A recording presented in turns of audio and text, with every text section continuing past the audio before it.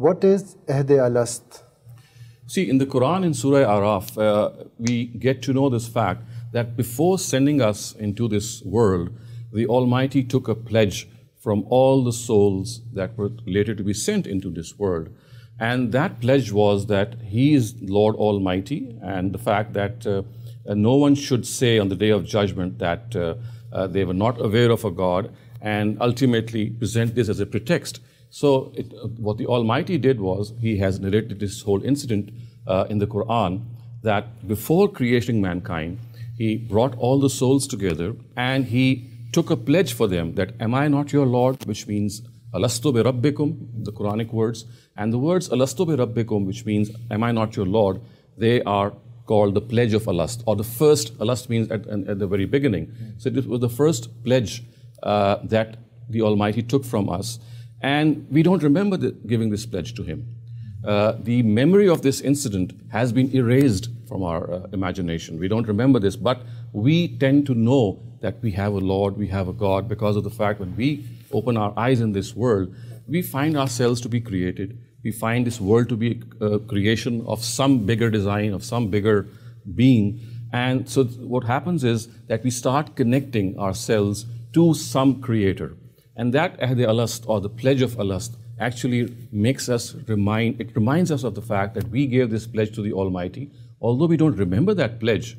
But what happens is that our own surroundings, they testify to the fact that yes, there is a Lord, and yes, we might have made this pledge, and perhaps this is our own test. So before sending every soul into this world, this pledge was taken from that soul, and much as we can see that a young boy or an infant, when he comes out of his or her mother's womb, I mean, he would not remember that incident. That incident has no memory in himself. But when people or his surroundings or his relations, they remind him that this is your mother, although you've never seen yourself coming out of your mother, but such is the spontaneity and such is the correctness of this thing that you immediately leap towards it and you regard that person to be your mother. So on a very similar scale, you find that although you've not seen yourself or you don't remember yourself giving that pledge to God, but when you wake up in this world and your surroundings and your parents and all the phenomena of this world remind you that there is a Lord, you immediately leap for that. So it is that leap that we have in our own intuition, and the reason that the Almighty has made this very incumbent upon us, He has mentioned this in the Quran, again is out of His mercy, that He left us not in the lurch. He left us with a position in which we could easily identify Himself, and therefore not present this excuse on the Day of Judgment that we don't know Him. So basically, it is effectively like saying that the awareness of a creator is intuitively found in us. And that whole incident which took place before our birth has its roots in our intuition. And we intuitively know the fact that there is someone who has created us. And when we reach or when we come before Him on the Day of Judgment, we cannot present this excuse to Him that, well, I don't know whether I had a Lord or not. So we would be immediately reminded of the fact that we were the ones who, before even arriving in this world, had made this commitment. So unlike atheistic narrative where they say that the idea of God has been created by human mind or fear, you're saying that idea of God has its roots in this incident. Absolutely. And as I said, this incident has made our own intuition so much aware. Well, if I elaborate a little more, you see, there are certain truths which have been placed in our cells even before our birth, at the time of birth. And that is what we can effectively call as innate guidance. So we have revealed guidance, which is guidance sent from God. But before that guidance, the Almighty has equipped us by birth with innate guidance. And I would point out two areas of that innate guidance which are very explicitly mentioned in the Quran. One of them is this conception of God that we automatically have. All of us, when we wake up in this world, we do feel that there's someone who's looking after us, someone even more affectionate than the parents, someone who's closer to us than our own life vein, someone who has this ability to give us assurance. So this is one concept that we find ingrained in our intuition, and I would say this is one of the institutes of innate guidance. And the other one is the awareness of good and evil. So all of us are born in this world with that awareness. It's not that we come we become aware of good and evil when we come into this world. No, it's by birth. So these are the two concepts which the Almighty has ingrained in ourselves. And precisely for this reason, it says that even if no wahi or no divine revelation reaches you, a person will be held accountable on the basis of these two concepts because they are part of our innate guidance. So if revealed guidance never reached us, we will be held accountable on the basis of this innate guidance. And people also ask that, I mean, I didn't pick to be born, and I never opted to get into this test. So is this also related to Ehd-e-Alast, or the answer to this? Well, actually it is in one way, because in Surah Ahzab, right at the end, it seems that the Almighty asked us, I mean, before creating us, that would you like to come into this world? Is it something that you'd like to go through? And we know that from the Quran that the mountains and the earth, they replied in the negative. And we know that the Quran says that human beings accepted this challenge. And the Quran says that the reason for accepting this challenge was zaluman jahula, because they are people who are overcome by emotions, who, if presented with a stark target, with a very steep target, they leap towards it. So they were given this option that would you like to come and be created in this world? Again, this is something which we don't remember. So it is much like the pledge of Alast. But the Quran tells us that each one of us was asked. So this argument which people put forward, that we were never asked, I mean, something which was against our own desire. We never desired to come into this world. The Quran negates it. It tells us that all of us actually wanted life. Life is something that all of us relish. All of us would have the opportunity to express our freedom. You see, everyone who is given this opportunity to express his freedom, her freedom, through one's own will, one's own desire, it's a big boon, it's a big blessing.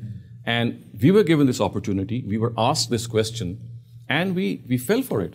So the Quran is absolutely clear that it is not that this whole creation incident took place without our consent. It was our consent which was taken, and we gave it wholeheartedly. And you can see from the same verses of Surah Ahzab that there were some other creations of God who did not give their consent.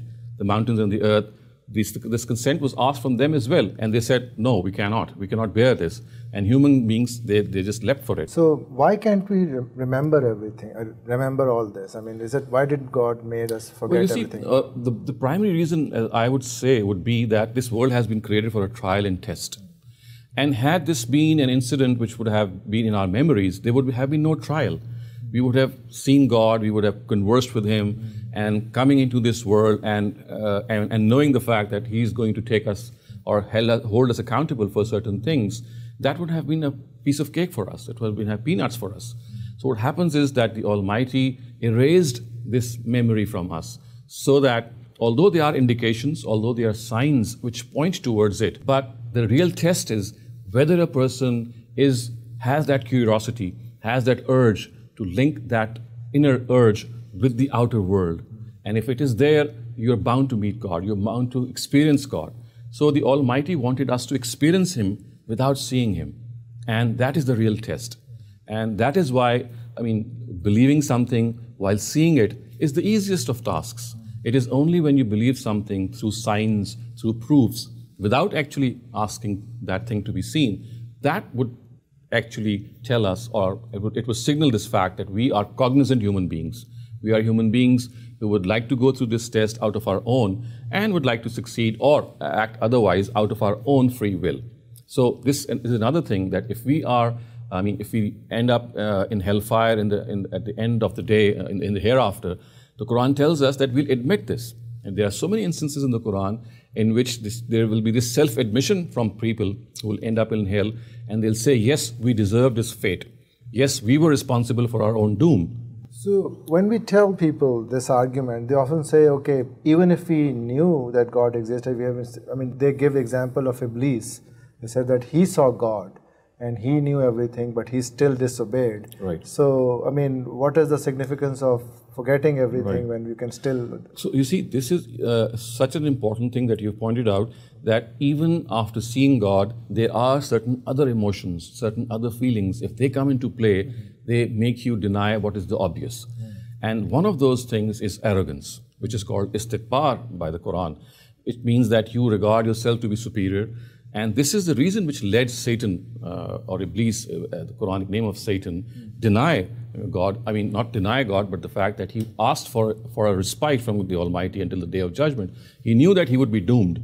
So he said that, well, if I'm going to be doomed, then I'm going to lead rest of mankind astray.